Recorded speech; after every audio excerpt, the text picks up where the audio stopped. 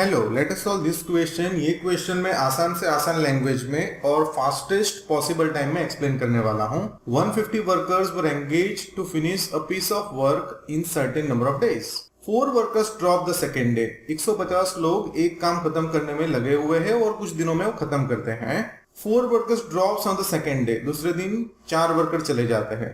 4 more dropped on the third day, यानी कि उसके अगले दिन और 4 चले जाते हैं। और ये सिलसिला चालू रहने की वजह से ये काम जितने दिन में होना चाहिए था उससे 8 दिन ज्यादा लग रहे हैं। Find the number of days in which the work was completed. तो अभी मैं ये क्वेश्चन एक्सप्लेन करूं उससे पहले कुछ एक्सप्लेन करना चाहता हूं। मैं आपको एक एग्जांपल देता हूं।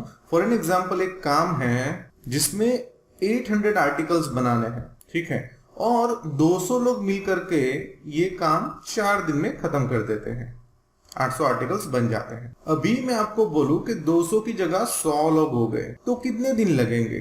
तो इसको आप कुछ इस तरह से सॉल्व कर सकते हो कि यहाँ पे आप मान लोगे कि x डेज में खत्म करते हैं, फिर ये दोनों को हम इक्वेट कर देंगे। 200 times 4 is equals to 100 times x, isn't it? क्योंकि काम तो सेम है, 800 आर्टिकल्स वाला।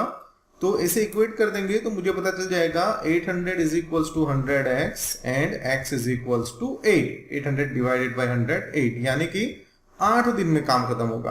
अगर ये आपको समझ में आया तो ये क्वेश्चन अभी आपको आसानी से समझ में आएगा। तो यहाँ पे हमें पता नहीं है कितने दिन में काम खत्म हो जाता अगर सारे के सारे वर्कर्स काम करे थे। एक भी वर्कर छोड़ के नहीं जाएगा।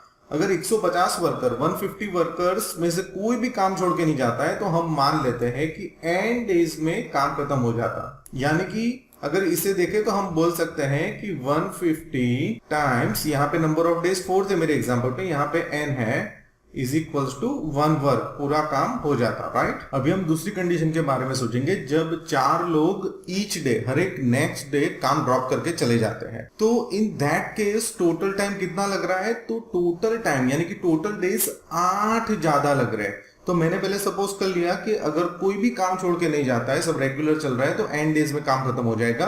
और ये जो कंडीशन है, जब लोग काम ड्रॉप करके जा रहे हैं, इन दैट केस क्या टाइम लगेगा?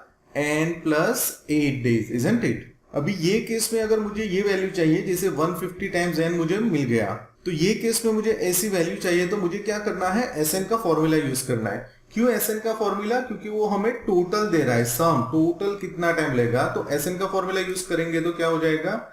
n/2 इंटू करली bracket 2a plus n-1 into d। अभी क्या हो जाएगा? जहां जहां पे भी n है वहां मैं लिख दूंगा n प्लस 8। तो ये हो जाएगा n plus 8 upon 2 into bracket 2a। अभी एक ही बात करते हैं। तो फर्स्ट डे कितने वर्कर्स हो जाएंगे? तो फर्स्ट डे हो जाएंगे 150 वर्कर्स। फिर डिक्रीजिंग ऑर्डर में है 146, 142। तो यहाँ पे a की वैल्यू क्या हो जाएगी? a की वैल्यू हो जाएगी 150 प्लस ब्रैकेट में क्या हो जाएगा? n की जगह पे लिखेंगे n प्लस 8, फिर -1 तो है ही, और यहाँ पे हम लिखेंगे d की वैल्यू क्या हो जाएगी? तो हमारे पास 150 वर्कर्स थे, फिर 4 कम हो गए तो 146, फिर डिक्रीजिंग ऑर्डर में है। तो यहाँ पे a2 minus a1, term 2 minus term 1 करेंगे तो हमें क्या मिल जाएगा? -4। तो यहाँ पे लिखेंगे -4 ब्रैकेट क्लोज। अभी इसे सिंप्लीफाई कर देते हैं तो ये क्या हो जाएगा? n प्लस 8 अपॉन 2, ब्रैकेट में चले जाते हैं 300, 150 टाइम्स 2, और यहाँ पे क्या हो जाएगा? -4 पूरे ब्रैकेट के साथ है। तो -4 टाइम्स n -4n, 8 माइनस 1 क्या हो जाएगा? 7। 7 को 4 से मल्टीप्लाई करेंगे -4 से तो मुझे मिलेगा -28। अभी ये जो है उसको हम इक्वेट कर देंगे किसके साथ? इसके साथ। लेट अस से ये रिजल्ट नंबर 1 है, रिजल्ट नंबर 2 है, उसको इक्वेट कर देंगे। क्यों? तो जैसे मैंने ये एग्जांपल में आपको एक्सप्लेन किया कि 200 टाइम्स 4, फिर अगर वो काम फिनिश हो रहा है और वो वैल्यूज में चेंज आ रही है तो टोटल वर्क तो सेम ही रहेगा, इजंट इट? तो 100 टाइम्स x जैसे मैंने किया था, तो ये दोनों वैल्यू को इक्वेट करके मुझे अननोन वैल्यू मिल गई। सेम है लेकिन ये थोड़ा कॉम्प्लेक्स इक्वेशन है। 150 टाइम्स n में काम खत्म होना चाहिए था, उसकी जगह पे इतना लग रहा है, तो ये दोनों इक्वल है और हमें n की वैल्यू मिल जाएगी। अभी इक्वेट करके हम सिंप्लीफाई कर रहे हैं तो ये 2 हम यहाँ पे ले लेंगे, तो ये क्या हो जाएगा? 2 टाइम्स 150 टाइम्स n, जो कि हो जाएगा 300n। यहाँ पे आ जाते हैं, ये है n प्लस 8, ब्रैकेट में हमारे पास लाइक टर्म्स है 300n -28, तो वो हो जाएगा 272 माइनस 4n। अभी ये हो जाएगा 300n इज इक्वल्स टू ये n plus 8 will be multiplied with this, यानी बाइनोमियल का मल्टीप्लाई बाइनोमियल के साथ। तो n times 272 272n, n times 4n negative 4n that is negative 4n square, then 8 times 272 positive 2176 and 8 times 4n वो हो जाएगा negative 32n। अभी like terms को एक साथ कर देंगे तो ये लेफ्ट हैंड साइड में 0 कर देता हूं और सारी लाइक टर्म्स में ये साइड ले लूंगा।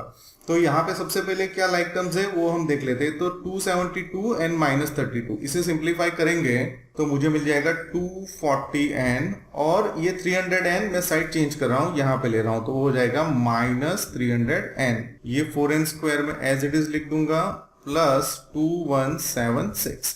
अभी मैं क्या करूंगा, स्टैंडर्ड क्वाड्रेटिक इक्वेशन के फॉर्म में इसे लिख रहा हूं।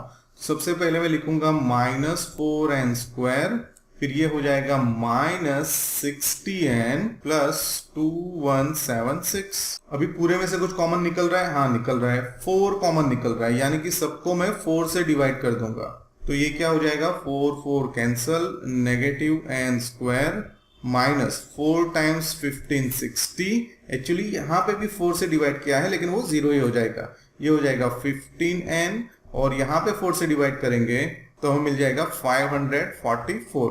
अभी हमें मिडल टर्म को स्प्लिट करना है। मैं यहाँ पे कंडीशन लिख रहा हूं, अगर हम मल्टीप्लाई करते हैं तो मुझे चाहिए माइनस 144। क्यों minus, because of this minus 1, यहाँ पे माइनस 1 है, और प्लस करेंगे तो मुझे चाहिए माइनस 15। अभी मैं 544 का प्राइम फैक्टराइजेशन कर देता हूं फटाफट से। तो ये मेरा हो गया प्राइम फैक्टराइजेशन। अभी मैं सारे 2's एक साथ ले रहा हूं जो है 32 एंड 17 अकेला ले रहा हूं 17। तो अभी यहाँ पे देखेंगे तो 32 टाइम्स 17 करेंगे तो मुझे 544 मिल जाएगा। अभी मुझे यहाँ पे चाहिए नेगेटिव 15, तो मैं क्या करूंगा, ये बिगर नंबर को नेगेटिव बना दूंगा। अभी ये हो जाएगा माइनस 15, इसको सिंप्लीफाई करेंगे तो, बट यहाँ पे भी ये नेगेटिव हो जाएगा। तो सारी कंडीशन फुलफिल हो गई, ये नेगेटिव 544 मिल गया और ये मुझे मिल गया नेगेटिव 15। तो अभी और आगे जाके कैलकुलेशन को करते हैं। तो यहाँ पे हो जाएगा negative n square minus 32n plus 17n plus 544। Next step पे चले जाते हैं। 0 इज इक्वल्स टू, ये दोनों टर्म्स में से क्या कॉमन लेंगे, माइनस n, तो ब्रैकेट में क्या रह जाएगा n प्लस 32। ये प्लस क्यों, तो ब्रैकेट के बाहर ये माइनस है इसीलिए अपोजिट साइन।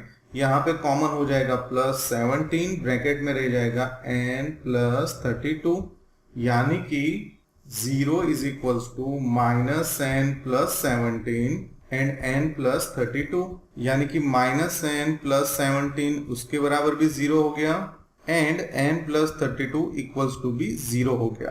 तो ये हो जाएगा n is equals to minus 32 which is not possible, और यहाँ पे हो जाएगा minus n is equals to minus 17, दोनों साइड से minus minus cancel, n is equals to 17, यानी कि हमारा आंसर आ गया 17। हमारे क्वेश्चन में हमें पूछा था कि find the number of days in which the work was completed, तो हमारा आंसर फाइनल आंसर 17 नहीं है। हमें ये पूछा है कि अगर ये 4 वर्कर्स एवरीडे कम होते जा रहे, ये तरीके से काम चलेगा तो कितने दिन में खत्म होगा, तो वो खत्म होगा 17 प्लस 8, इसमें वैल्यू सब्स्टिट्यूट कर देंगे, यानी कि 25 डेज में काम खत्म हो जाएगा। तो ये मैंने बहुत ही क्रिएटिव तरीके से और आसान लैंग्वेज में एक्सप्लेन किया है, और आपको एक दो बार इसे प्रैक्टिस करना पड़ेगा तब जाके आपको अच्छे से समझ में आएगा। अगर आपको ये सॉल्यूशन यूजफुल हुआ है तो don't forget to press the like button and thanks for watching.